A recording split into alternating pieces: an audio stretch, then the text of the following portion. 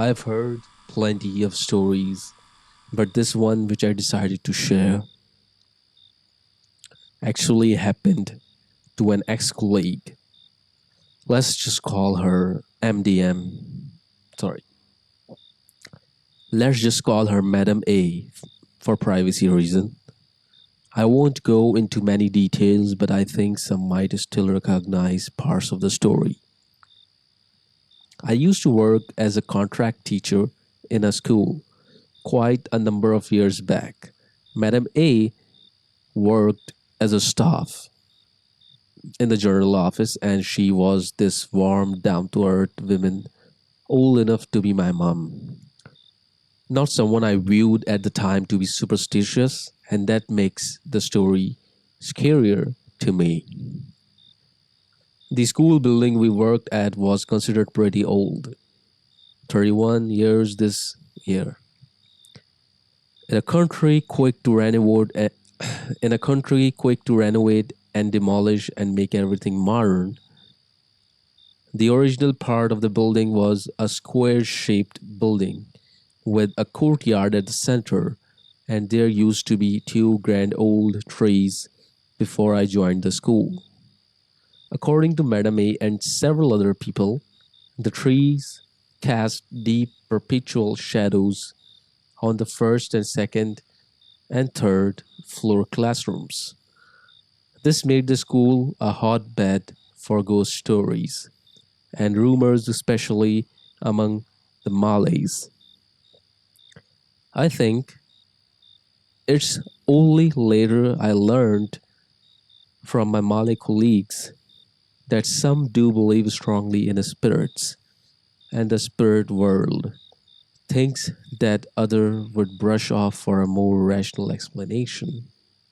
Anyways, according to the Malay staff and the students, there were a Pontianak residing in the trees. Someone told me Madam A had a run in with the Pontianak, so I asked her about this. She reluctantly shared with me the entire tale. As a staff, she and some other staff will do admin work at odd jobs around the school, with one being opening the school, the metal shutters that enclosed each stairwell, the classroom doors, etc.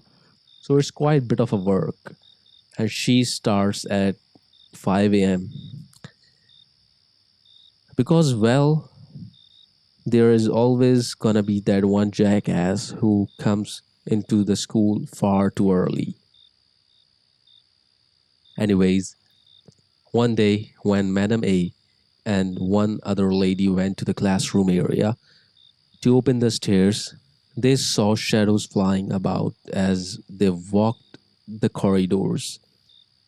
As they walked, they heard the loud sound of duck quacking, and Madame A caught the sight of Pontianak flying past her. After she saw the spirit, they both came down with the mysterious high fever that night. For 3 days, doctor could not figure out what caused it. I asked if it was a coincidence, and she gave a firm no, because when someone recited Quranic verses for them, their fever subsided immediately. Fever is apparently a sign of an evil spirit or possession.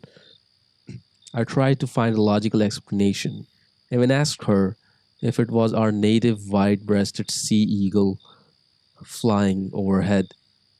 The eagles sound similar to the duck, and I played a video on YouTube for her, but she was adamant it was not. For those who are not familiar, in our local folklore, Pontianak is a ghost of a woman who died during childbirth and sucks blood like a vampire. Pontianak can fly and usually appear as a woman in white and long black hair, and its presence is accompanied by the pungent aroma of frangipani. It favors residing in trees, particularly rubber and banana trees. Pontianak is also most prominent in Hanto, in Singapore, Malaysia, and I also think Indonesia as well.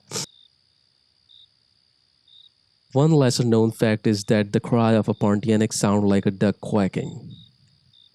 Anyways, the stories of a Pontianak got out of the hand. So eventually the new principal that came later cut down the trees, not only to bring the light, but to stop the rumors.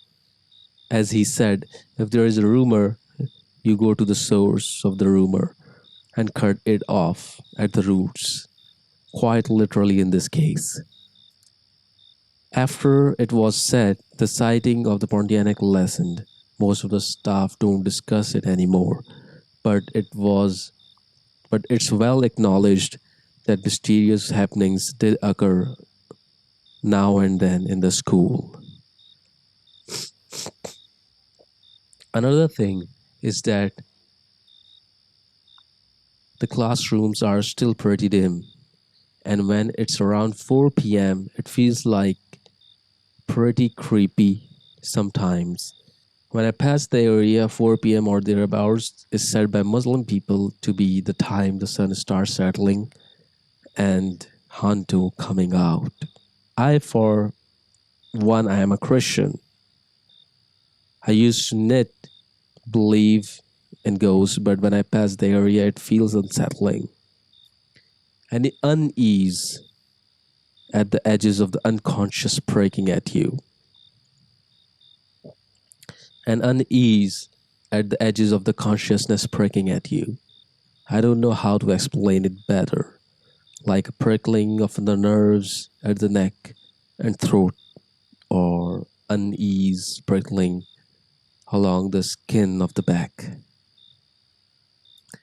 If this reads like fiction, it's because I spent an holy number of hours trying to edit my thoughts from a long rambling mess into something coherent that flows logically and coherently.